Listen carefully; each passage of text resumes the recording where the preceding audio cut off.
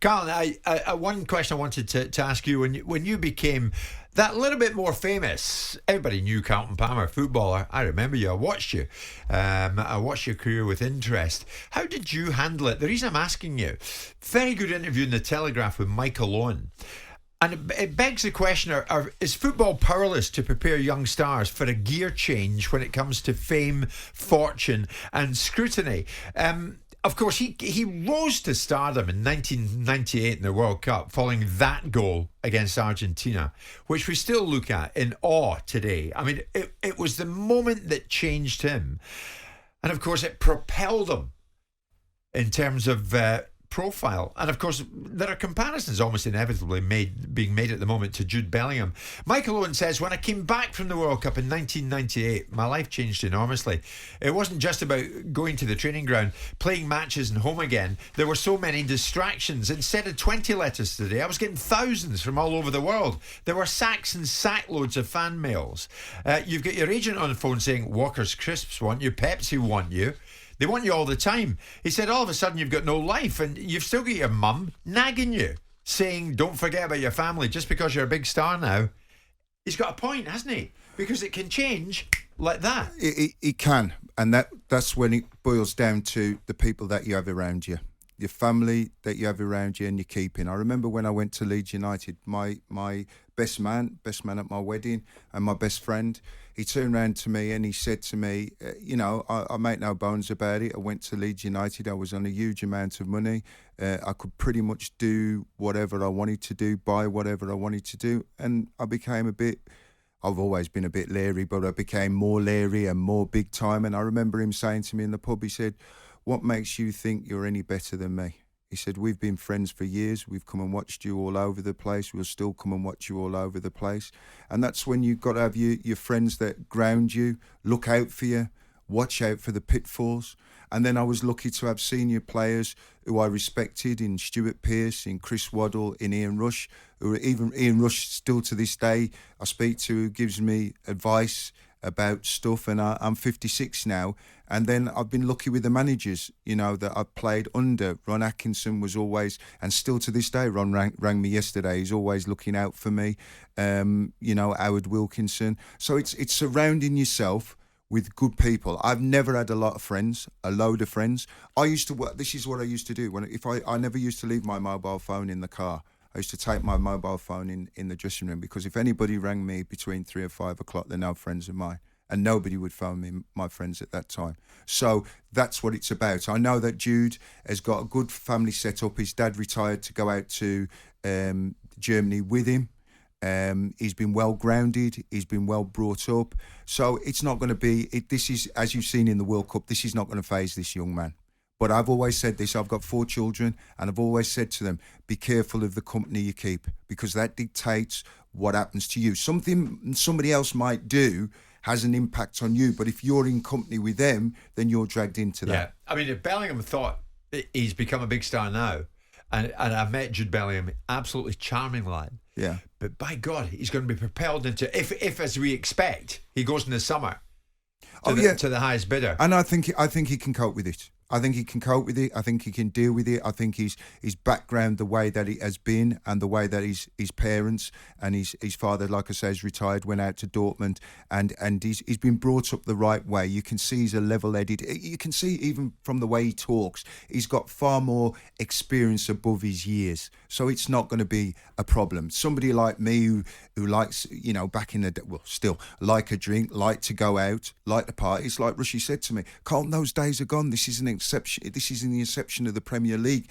Now you've got to be seen to be setting an example. Don't put yourself, and you've got to have good people like that. Yeah. To bring you back into line and check you. Did your best man, your best mate, did you say something that triggered that reaction from him? I think. Were you a bit Billy Big Time? Oh yeah, obviously when I went to Leeds United, obviously you're coming out with the Bentley and the Range Rovers, and you've got the big houses and whatever, and they can see as your friends that you've changed, right? And he, like I said, he pulled me in the local pub and he said, Colin, we've been mates for years. We over 30 odd years, we've been coming to watch you play football down at, at Plough Lane, which is, terrible to get to from Sheffield, and coming to watch you, and we're your friends. And, you know, and I sat down and thought, and I sat down and thought about that at the time and thought, you know what, money's a great thing. And what it does, it gives you a lot of opportunities and a lot of choices. Yeah. But you know what, it's your mates, simple things in life, like on a Sunday when I'm not playing, going out with those guys. And when like for instance now, when I've been in Shanghai and my daughter was in Sheffield, and at university, Greg would be going and seeing my daughter and make sure she's okay and stuff like that. You know, you've got to surround yourself with good people, and if you do that, you'll be fine. It's good to hear. You're smiling listening to Carlton. It's true. I mean, the irony of it is a lot of the time that the people around you are the ones that change the most, not necessarily you. You know, I was 31 when I made 100 million quid, and I noticed a sea change in people around me that started to have a far more reverence to me because I had money rather than the pipsqueak they thought I was 10 years earlier.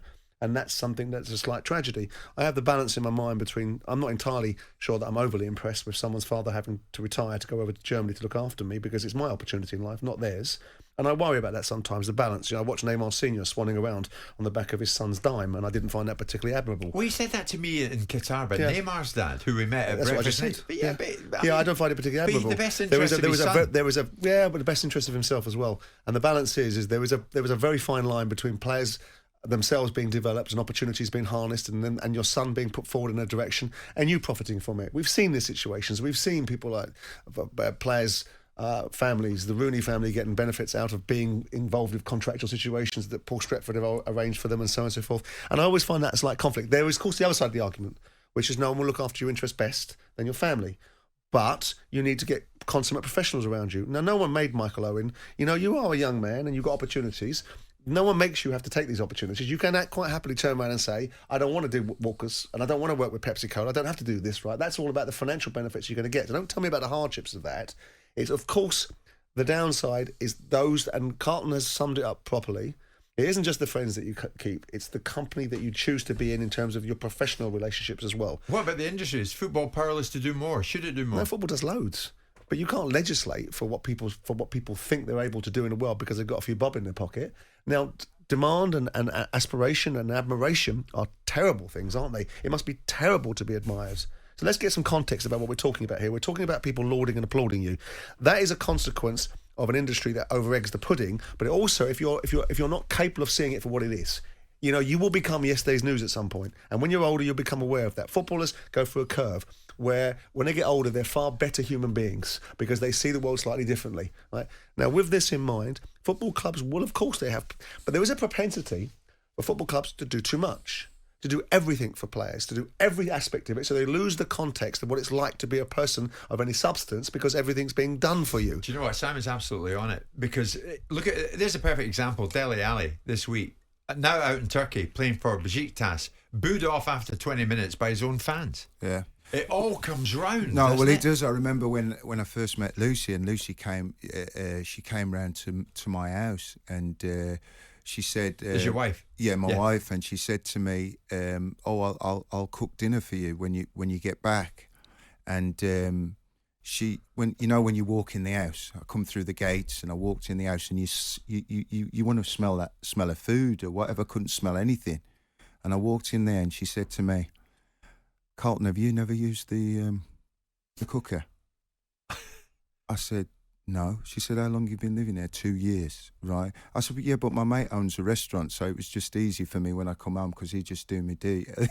Because that's everything. It's like Simon said, everything got done for you. So like holidays were booked for me, everything was sorted for me. I never actually did anything, and this was hilarious because Lucy came in now and she said, "Well, why have you got a cleaner? Why have you got a driver? Why have you got all of these things? You don't need all these things, Carlton. You need to, do these things for yourself." So she actually, started making me realise about, being normal and coming out of that bubble. And I suppose that's made my transition out of football easier because she made me realise and open my eyes to all of that way before I came out of the game.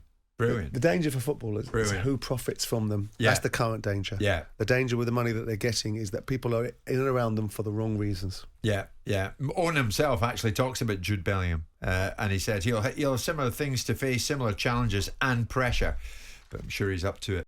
Jim White and Simon Jordan. Monday to Thursday morning, 10 till 1. On AM, on DAB, via the talkSPORT app and on your smart speaker. talkSPORT.